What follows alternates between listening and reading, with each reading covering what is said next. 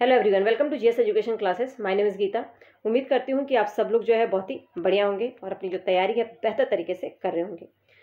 हम लोग जो है डिस्कस कर रहे थे क्लास 8th की एनसीईआरटी की बुक जो हिस्ट्री है उसमें चैप्टर 3 जो है हमने स्टार्ट किया था और जिसमें मैंने कुछ पॉइंट्स आप लोगों को बताए थे और आज जो है कुछ पॉइंट्स पे हम बात करेंगे और आज ये चैप्टर जो है कंप्लीट हो जाएगा। मैं बार बार कहती हूँ कि अगर आपको CTET पेपर 2 एसएसटी है तो आप लोगों के लिए जो है एनसीईआरटी की बुक पढ़ना मस्ट है, बहुत ज़्यादा ज़रूरी है। अगर आप चाहते हैं CTET पेपर 2 जो है पहली बार में क्रैक करें तो ठीक है, आप सेल्फ स्टडी करके आराम से जो है अपना CTET निकाल सकते हैं। और एनसीईआरटी पढ़ने का एक तरीका होना चाहिए। एनसीईआरटी को जो है अब मैं बार बार कहती हूँ ऊपर ऊपर से नहीं पढ़िएगा, पूरा लाइन टू लाइन समझना बहुत ज़्यादा जरूरी है। कोई भी टॉपिक पढ़े तो उससे जो है रिलेट करके क्वेश्चन, स्टेटमेंट बेस्ड क्वेश्चन जो है आने लगे हैं, जो कि मैं आगे आपको जो है डिस्कस भी करूंगी। पिछली क्लास में भी एक आध दो क्वेश्चन करवाए थे, आज भी हम एक दो क्वेश्चन जो है डिस्कस करेंगे जिससे आपको पता लगने लगे कि किस तरह से क्वेश्चन आते हैं इन टॉपिक से। ठीक है, तो चलिए स्टार्ट करते हैं। तो जिन लोगों का भी CTET पेपर 2 एसएसटी है उन लोगों के लिए ये क्लास बहुत ही इंपॉर्टेंट होने वाली है। और हाँ, अगर चैनल पे नए हैं तो आपको जो है प्लेलिस्ट में जाकर जो है प्लेलिस्ट एनसीईआरटी हिस्ट्री क्लास 6, 7, 8 के नाम से एक प्लेलिस्ट बनी हुई है, उसमें जाएंगे तो चैप्टर वाइज जो है क्लास 6, 7, 8 का जो है एक प्लेलिस्ट बना हुआ है, उसमें जो है चैप्टर वाइज जो है आप लोगों को वीडियोस जो है मिल जाएंगे। तो वहाँ से जो है आप जो है पूरा चैप्टर वाइज कर सकते हैं और उसे मैं उसका लिंक जो है डिस्क्रिप्शन बॉक्स में दे दूंगी। और ये जो वीडियो है, मतलब कि सॉरी, जो नोट्स हैं, जो PDF है, टेलीग्राम पे शेयर कर दूंगी। लिंक डिस्क्रिप्शन बॉक्स में टेलीग्राम का भी मिल जाएगा, तो वहाँ से आप जो है ज्वाइन कर सकते हैं। क्लासेस स्टार्ट हो चुकी हैं और ये हिस्ट्री जो है मैं बहुत काफ़ी टाइम से करवा रही हूँ, क्योंकि आप लोगों को बता दूँ कि 6, 7, 8 तीनों की बुक मिला के जो है 9 बुक है। तो अगर अच्छे से करना है तो टाइम लगता है, मैं ऊपर ऊपर नहीं करवाती हूँ। इसी तरह से PDF आप लोगों को प्रोवाइड करूँगी। आप खुद भी पढ़ने बैठेंगे तो काफ़ी टाइम लग जाएगा, लेकिन अगर इसे एक बार समझ लेते हैं फिर जो है पढ़ना स्टार्ट करते हैं तो आप देखेंगे कि आप जो है बहुत ही अच्छे तरीके से कर पा रहे होंगे। मेरी पूरी कोशिश रहती है कि एकदम टू दी पॉइंट्स में समझाऊँ। बाकी आप लोग बताइएगा, कहीं अगर समझ में ना आए तो ज़रूर बताइएगा।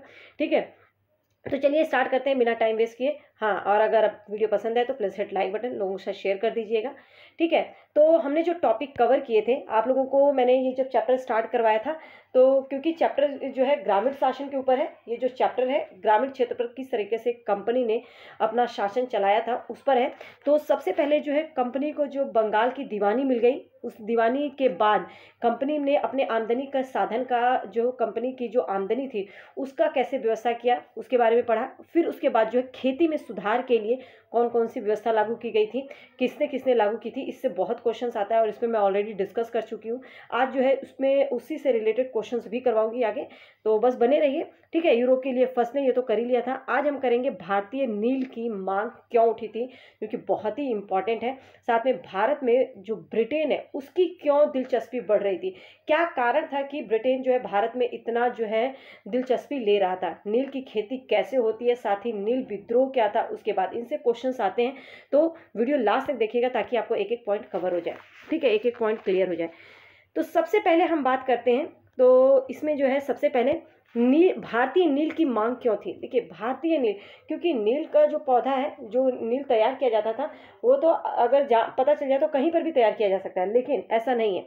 भारतीय नील की मांग का कारण क्या था, क्योंकि जो नील का पौधा है ना वो उष्णकटिबंधीय इलाकों में ही होता था, उष्णकटिबंधीय इलाकों में ही होता था और भारत उसमें से एक है। तो 13वीं सदी तक इटली, फ्रांस, ब्रिटेन के कपड़ा उत्पादक जो है कपड़ों की रंगाई के लिए भारतीय नील का इस्तेमाल कर रहे थे, जिसकी बहुत ऊंची कीमत थी। तो जो कीमत थी ना नील की, बहुत ऊंची थी और ये बहुत ही चटकदार होता था। और भारत से ही इसको जो है, चाहे इटली है, फ्रांस है, ब्रिटेन है, ये कपड़ों की रंगाई के लिए जो है कहाँ से लेकर जाते थे, तो वो भारत से। ठीक है, यूरोपीय कपड़ा उत्पादक जो थे, देखिए जो यूरोपीय कपड़ा उत्पादक थे, मतलब यूरोप में जो कपड़े का बिजनेस कर रहे थे, उनको जो है बैगनी और नीले रंग बनाने के लिए जो है एक पौधा था, उसका नाम था बोर्ड नामक पौधे पर निर्भर रहना पड़ता था। यूरोप में जो कपड़े बनाने वाली जो कंपनी थी, जो बिजनेसमैन थे, उनको जो है बैगनी और नीले रंग के लिए किस पर निर्भर रहना पड़ता था, बोर्ड नामक पौधे पर। ठीक है, और बोर्ड पौधा केवल उत्तरी इटली, दक्षिणी फ्रांस और जर्मनी, ब्रिटेन के कई हिस्सों में ही उगता था। ठीक है, तो ये तो था यूरोपीय कपड़ा के लिए जो है कहीं ना कहीं जो है इनको दूसरे देशों पर निर्भर रहना पड़ता था। ठीक है। लेकिन कपड़े के रंगने वाला जो नील था, कपड़े को रंगाई के लिए जो नील का प्रयोग करते थे, नील को ही पसंद करते थे। जब कपड़े की रंगने की बारी आती थी तो उसके लिए जो है नील को ही पसंद किया जाता था, क्योंकि नील का जो रंग था वो गहरा और चटकदार होता था। ये आप देख सकते हैं भारत में के जो है ये दिख रहा होगा, ठीक है। तो यहाँ पर जो है जो नील है ये बहुत ही चटकदार होता था और इसको ही लोग पसंद करते थे रंगाई के लिए। तो चमकदार नीला रंग मिलता था, जबकि जो वोट था, वोट से मिलने वाला रंग जो है बेजान और फीका होता था। वोट से ही नीला रंग मिलता था, लेकिन उससे भी मिलता था, लेकिन वो जो है थोड़ा, बोलते हैं ना कि कई कलर के कई रंग होते हैं, तो वो थोड़ा हल्का होता था, जिसमें ऐसा लगता था कि कोई दम ही नहीं है, बेजान सा लगता था, फीका लगता था। तो 17वीं सदी तक आते आते, अच्छा आप लोगों को मैं बता दूं, ये पूरे बुक से मैंने एकदम जो इम्पोर्टेंट पॉइंट है वो आपके लिए लेकर आई हूँ, और आपको इसके अलावा कुछ और नहीं पढ़ने की जरूरत पड़ेगी, ठीक है। बस समझते हुए चलिए, क्योंकि हम किसकी बात कर रहे हैं कि भारत में जो है, जो भारत में नील की जो मांग क्यों थी, भारतीय नील की मांग क्यों थी। तो बस एक चीज़ याद रखिएगा कि नील जो उष्णकटिबंधीय इलाकों में होता था, और ये इटली, फ्रांस और ब्रिटेन, जो एक मिनट, इटली, फ्रांस और ब्रिटेन में कपड़ा उत्पादकों को की जो रंगाई होती थी उसके लिए नील पर ही निर्भर रहना पड़ता था। बोर्ड नामक पौधा भी होता था, लेकिन वो गहरा चटकदार नहीं होता था, इसलिए नील को पसंद किया जाता था। लेकिन 17वीं सदी तक आते आते जो यूरोपीय कपड़ा उत्पादक थे, उन्होंने नील के आयात पर जो पाबंदी लगी थी उसमें ढील देने के लिए अपनी सरकार को राजी कर लिया, क्योंकि इसकी जो डिमांड थी, इसका जो इसके जो दाम थे बहुत ही ऊंचाई पर थे। लेकिन नील के आयात पर जो लगी पाबंदी, क्योंकि पाबंद लगा दिया गया था, तो उस पर ढील के लिए जो है उन्होंने सरकारों को राजी कर लिया। और इसका आगे देखिए क्या इसका क्या नुकसान होता है भारतीयों को। कैरिबियाई द्वीप समूह में स्थित जो सेंट डोमिंगो फ्रांसीसी, ब्राजील में पुर्तगाली, जमैका में ब्रिटिश और वेनेजुएला में स्पेनिश लोग जो है नील की खेती करने लग गए, ठीक है। सरकारों को जब अपने राजी कर लिया था, मतलब कि नील बाहर से मंगा सकते हैं, तो उसके लिए जो है इन जगहों पर जो है नील की खेती होने लगी, क्योंकि अब यहाँ से निर्यात किया जाने लगा। इसी तरह से उत्तरी अमेरिका में भी बहुत सारे भागों में नील के बागान जो है अब सामने आने लगे, ठीक है। अब आगे देखते हैं।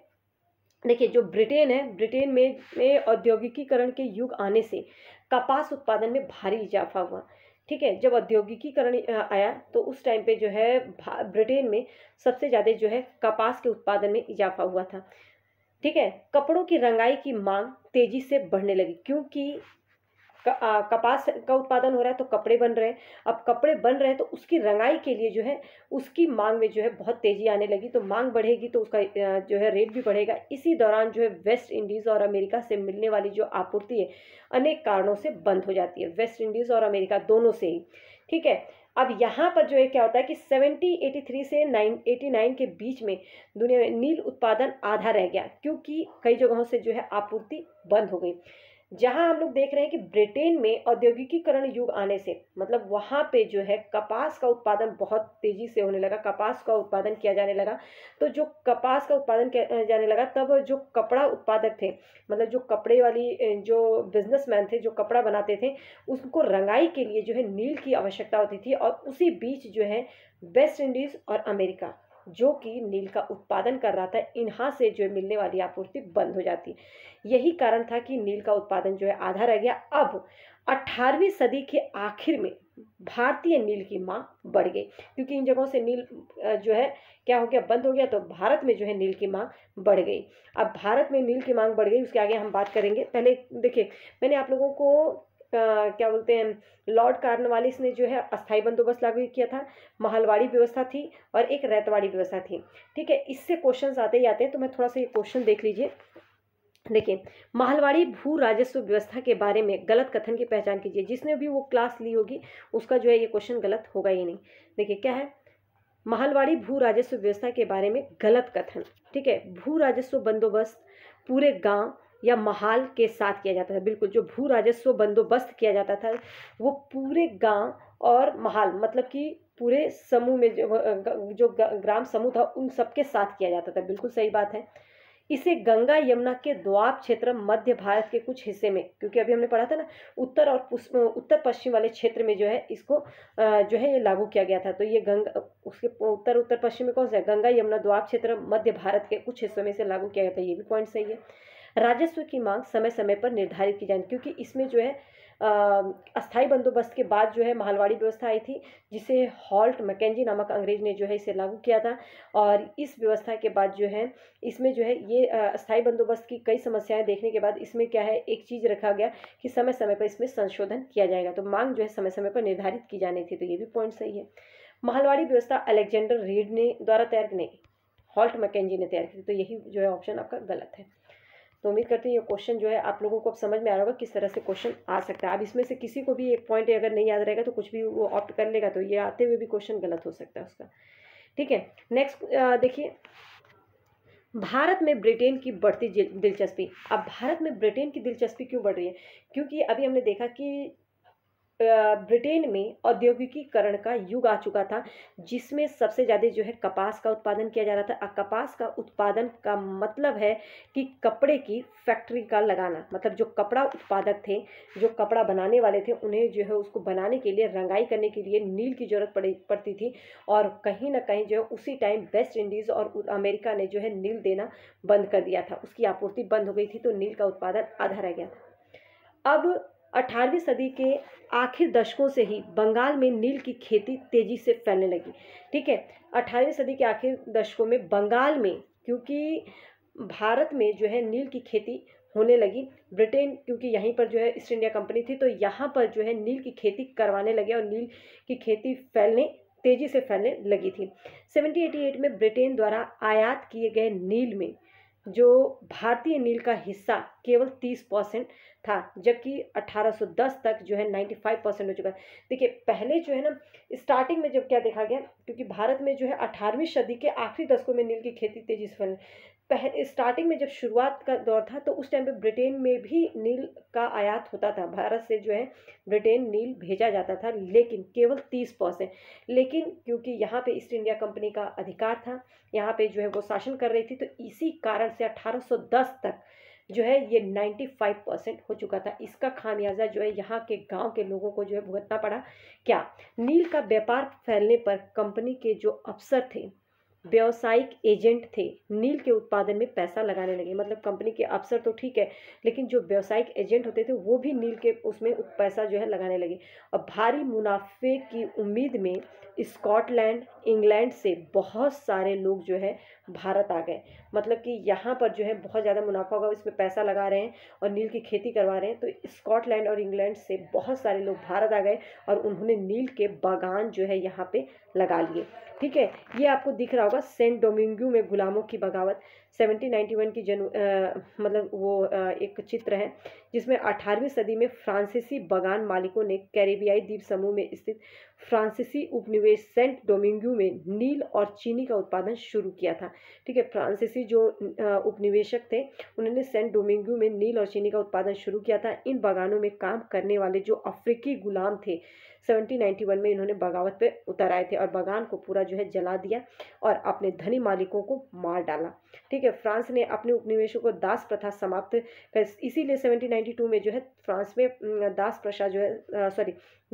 प्रथा जो है समाप्त कर दी गई थी। ठीक, क्योंकि उनको जो है यहाँ पे लाके जो है इनसे क्या करवाया जाता था, गुलाम बना लिया जाता था, उनसे काम करवाया जाता था।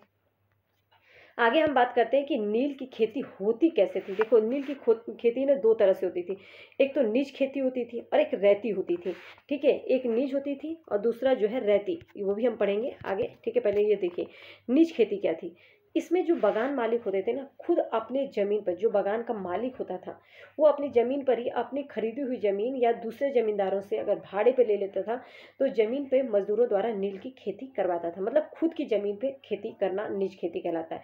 अब निज खेती की समस्याएं क्या थी, नील की खेती करने के लिए जो है बहुत ही उपजाऊ जमीन की जरूरत होती थी और बड़े बड़े भूखंडों की जरूरत होती थी। अब छोटे से एरिया में तो होगा नहीं, तो नील की खेती करने के लिए जमीन तो उपजाऊ होना चाहिए, लेकिन साथ में बड़े बड़े भूखंड, बड़े बड़े जो है खेत होने चाहिए।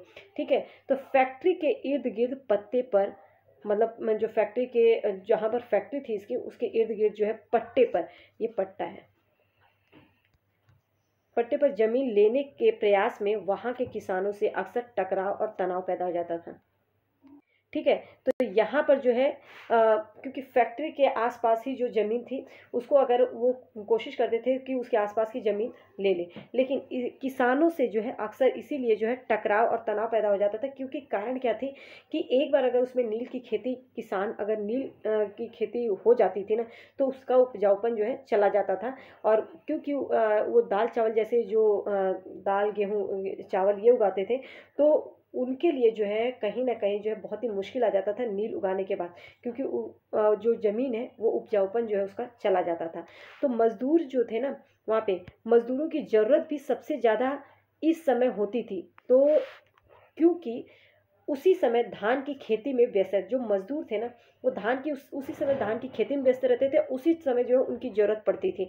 तो बड़े पैमाने पर नीच की खेती के लिए क्योंकि बड़े-बड़े भूखंड होते थे, तो बड़े पैमाने पर नीच की खेती के लिए बहुत सारे जो है हल, बैलों की ज़रूरत होती थी। हल को खरीदना, उनका रख-रखाव करना एक बहुत बड़ी समस्या थी। ठीक है? तो एक चीज़ याद रखिएगा, जो भारत में जो है जो नीच खेती थी, इसकी सबसे बड़ी समस्या क्या थी कि ज़मीन जो उपजाऊ होना चाहिए और बड़े-बड़े भूखंड होना चाहिए।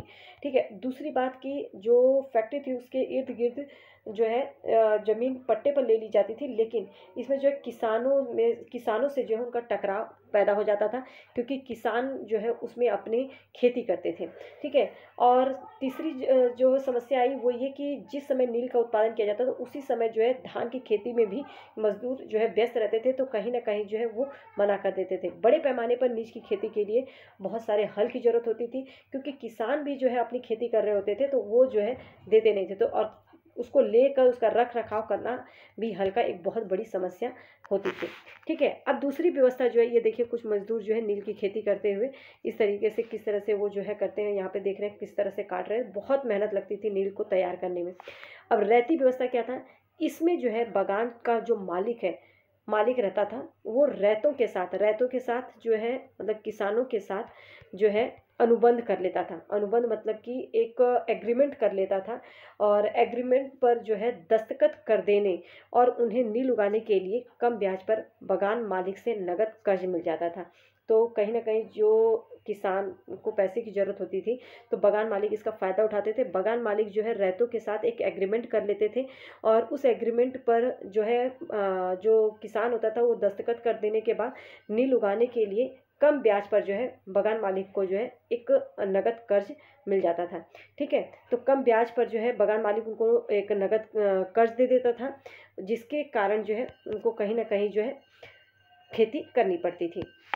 अब रैतों को अपनी कम से कम जो किसान थे 25% ज़मीन पर नील की खेती करनी होती थी, और 25% ज़मीन पे नील की खेती करनी होती थी। वहीं बागान मालिक बीज उपकरण मुहैया कराते तो थे, जबकि मिट्टी को तैयार करने, बीज बोने और फसल की देखभाल करने का काम जो है उन किसानों का ही होता था। ठीक है? वो बीज और जो भी चीज़ें इंस्ट्रूमेंट है वो उपलब्ध करवा देते थे, मिट्टी को किस तरीके से तैयार करना है ये सब, लेकिन फसल का देखभाल करने का काम जो है वो किसानों का ही होता था। समय के साथ जो है किसानों को ये बात समझ में आ गई कि नील बहुत ही कम कीमत पे मिलती है, और कर्ज का सिलसिला कभी भी खत्म होता ही नहीं है। तो इससे जो है उनको बहुत ज़्यादा समस्याओं का सामना करना पड़ा। कहीं न कहीं उनकी ज़मीन का जो उपजाऊपन है वो भी चला जा रहा था। अब नील की जड़ें बहुत ही गहरी होती थी, वो मिट्टी की जितनी भी सारी जो उर्वरता होती थी उसको खींच लेती थी। कटाई के बाद वहाँ के धान की खेती की ही नहीं जा सकती थी। फिर भी बागान मालिक चाहते थे कि किसान अपने सबसे अच्छे ज़मीन पर जो है नील की खेती करें। ठीक है? तो जो निज व्यवस्था में जो बागान मालिक होते थे वो अपने ही ज़मीन पे खेती करते थे, लेकिन उसमें जो है बहुत सारी समस्याओं का सामना करना पड़ा। ये याद रखिएगा कि उनकी जो समस्या सबसे बड़ी थी बड़े भूखंड की, और किसानों से जब वो ज़मीन लेते थे तो कहीं न कहीं जो उनमें टकराव होता था, और मज़दूर की ज़रूरत होती थी तो मज़दूर भी नहीं मिल पाते थे। तो रैती व्यवस्था उन्होंने चुना, जिसमें वो रैतों से जो है एक उनकी ज़मीन जो है एग्रीमेंट पे ले लेते थे, और एग्रीमेंट के तहत जो है किसान ही उस पर नील उगाते थे। अपने 25% जो है भूमि, जो सबसे अच्छी भूमि है उस पे जो है उनको उगाना होता था। तो कहीं न कहीं किसानों को बाद में ये चीज़ जो है समझ में आ गई कि इससे जो है उनकी नील खेती करने के बाद जो है आगे धान की खेती नहीं कर सकते हैं, क्योंकि उसका उपजाऊपन जो है वो चला जाता है। पूरी उसकी जो जड़ें जो हैं वो जो नील की जो जड़ें हैं वो बहुत ही गहराई तक होती थी और उसकी जो भी उपजाऊपन है वो खींच लेती थी। ठीक है, अब मैं एक क्वेश्चन आप लोगों को यहाँ पे करवाती हूँ। देखिए क्वेश्चन आता है कैसे है इसमें। ईस्ट इंडिया कंपनी के शासनकाल में नील प्रणाली से किसानों को कई समस्याओं का सामना करना पड़ा। नील प्रणाली से किसानों को कौन कौन सी समस्याओं का पड़ा, निम्नलिखित में से कौन सी समस्या जिसको उन्होंने सामना किया नीचे प्रणाली का परिणाम थी। जिस समस्या का उन्होंने सामना किया, जो किसानों ने, जो व्यक्ति नील की फैक्ट्री के आसपास रहते थे उन्हें उनकी ज़मीनों से हटवा दिया जाता था, बिल्कुल पट्टे पे ले लिया जाता था। ठीक है, ये तो बात सही है। उन्हें अपनी ज़मीन के 1/4 हिस्से में नील की खेती करने के लिए मजबूर किया जाता था। अनुबंधों में उन्हें अग्रिम धन को दिलाया जाता था, उनके ऋण बढ़ते रहे। ग्राम प्रमुख उन्हें अनुबंध करने के लिए मजबूर कर रहे थे। तो निम्नलिखित में से कौन सी समस्या जिसका उन्होंने सामना किया जो नीचे प्रणाली का परिणाम है। ठीक है, जो इसका परिणाम रहा वो बात है। तो परिणाम क्या रहा कि उनको जो है अपनी ज़मीनों से हटा दिया जाता था, सबसे बड़ा परिणाम यही था। ठीक है, और 1/4 जो हिस्से पे जो है नील की खेती करने के लिए मजबूर तो करते ही थे, लेकिन सबसे बड़ा परिणाम है कि उनको अपनी फैक्ट्री के आसपास जो रहते थे उन्हें वहाँ से हटा दिया जाता था। ठीक है, आगे देखिए ये आपको दिख रहा होगा यहाँ पे नील विद्रोह, हम बाद में पढ़ेंगे। ये देखिए किस तरीके से नील का, ये आपके एनसीईआरटी का, ये बस थोड़ा सा इसको समझ लीजिए। देखिए ये जो चीज़ है ये क्या होता था, हौद में जो घोल बनाया जाता था उसको हिलाने के लिए इस्तेमाल किया जाता था और इन मजदूरों को 8 घंटे से भी ज़्यादा समय तक जो है नील के घोल में खड़े रहना पड़ता था इसको तैयार करने के लिए। यहाँ पे देख सकते हैं कि ये पूरी नील की फैक्ट्री किस तरीके से, यहाँ पे ये जो है हौद है जिसमें नील को तैयार किया जाता था। ठीक है, इस तरीके से जो है नील गांव आमतौर पर बगान मालिक की फैक्ट्रियों के आसपास ही होते थे। मतलब जो नील है गांव के आमतौर पे जो बगान मालिक की फैक्ट्रियों के आसपास ही होते थे, ताकि कटाई के बाद नील के पौधे को कारखाने में जो हौद है वहाँ तक आसानी से पहुँचाया जा सके। ठीक है, रंग बनाने के लिए 3-4 कुंडों की ज़रूरत होती थी, प्रत्येक को अलग अलग काम था। नील के पौधे से पत्तियों को तोड़कर कुंड में गर्म पानी में कई घंटों तक डुबोया जाता था। देखिए अभी तक इससे क्वेश्चन आया नहीं है, लेकिन ये आपको पता होना चाहिए। ठीक है, तो पत्तियों को तोड़कर क्या करते थे, उसमें एक कुंड के गर्म पानी में जो है डाल देते थे और जब पौधा किण्वित हो जाते थे, मतलब कि उसमें बुलबुले उठने लगते थे, सड़ जाती थी उसकी पत्तियां, तो उसे निकाल दिया जाता था। ठीक है, या फिर उसको छान कर एक दूसरे हौद में उसे डाला जाता था। ठीक, उस दूसरे हौद से पहले हौद के ठीक नीचे होता था जो। ठीक है, दूसरे हौद में इस घोल को लगातार हिलाया जाता था, उसको जो है खंगाला जाता था और इससे द्रव्य हरा और उसके बाद नीला हो जाता था। हौद में चूने का पानी डाल दिया जाता था, फिर धीरे धीरे नील की पपड़ियाँ नीचे जम जाती थी और ऊपर साफ द्रव्य निकल जाता था, मतलब पानी जो है ऊपर आ जाता था। द्रव्य को छान कर अलग कर लिया जाता था और नीचे जमी नील की जो गाद, नील की लुगदी को दूसरे कुंड में डाल दिया जाता था। उसके बाद उसे निचोड़ कर बिक्री के लिए सुखा दिया जाता था। तो नील को तैयार करना इतना आसान नहीं था, इसीलिए जो है इसको तैयार करने के लिए बहुत सारे मजदूरों की आवश्यकता होती थी, बैलों की आवश्यकता होती थी। तो कहीं ना कहीं जो है इसकी खेती करना जो है बहुत ही मुश्किल होती जा रही थी और ये जो है कम कीमत पे अंग्रेज जो है इसे करवाना मतलब स्टार्ट कर दिए थे, बहुत ही कम कीमत पे करवा रहे थे। ठीक है, आगे देखिए, 1 मिनट। हाँ, देखिए नील विद्रोह उसके बाद, क्योंकि नील की खेती के बाद जो है ये सब चीज़ें होने लगी तो कहीं ना कहीं किसानों को समझ में आ गया। अब उन्होंने जो है विद्रोह करना शुरू कर दिया। 1859 में बंगाल के हजारों रैतों ने, मतलब किसानों ने नील की खेती से जो है क्या कर दिया, इनकार कर दिया और विद्रोह फैलने पर लगान चुकाने से भी इनकार कर दिया, क्योंकि लगान तो देते ही थे, लेकिन जब इन्होंने जो है मना किया, बंगाल में जो है किसानों ने नील की खेती से इनकार किया और जब बातें और ज़्यादा जो है ये विद्रोह फैलने लगा तो उन्होंने जो है लगान चुकाना भी बंद कर दिया। सभी लोग जो है तलवार, भाले, तीर, कमान लेकर जो है फैक्ट्रियों में पहुंच गए, औरतें भी उसमें जो है पहुंच गई। इस बगावत में स्थानीय जमींदार और मुखियाओं ने भी रैतों का ही साथ दिया, क्योंकि उनको समझ में आ चुका था कि अंग्रेज जो है उनसे क्या करवा रहे हैं। ठीक है, 1859 में लेफ्टिनेंट गवर्नर ने बगावत वाले इलाकों का दौरा किया। बरसात में मजिस्ट्रेट एशले ईडन ने एक नोटिस भी जारी किया जिसमें कहा गया कि रैतों को नील अनुबंध मानने के लिए मजबूर न किया जाए। ठीक है, तो ये कब, 1859 में लेफ्टिनेंट गवर्नर जब उन्होंने पूरा दौरा किया, वहाँ पर गए, वहाँ पर देखा उन्होंने, उसके बाद जो है एशले ईडन ने ये नोटिस जारी किया कि रैतों को जो है एग्रीमेंट के लिए जो है मजबूर नहीं किया जाना चाहिए। ठीक है, आगे देखिए।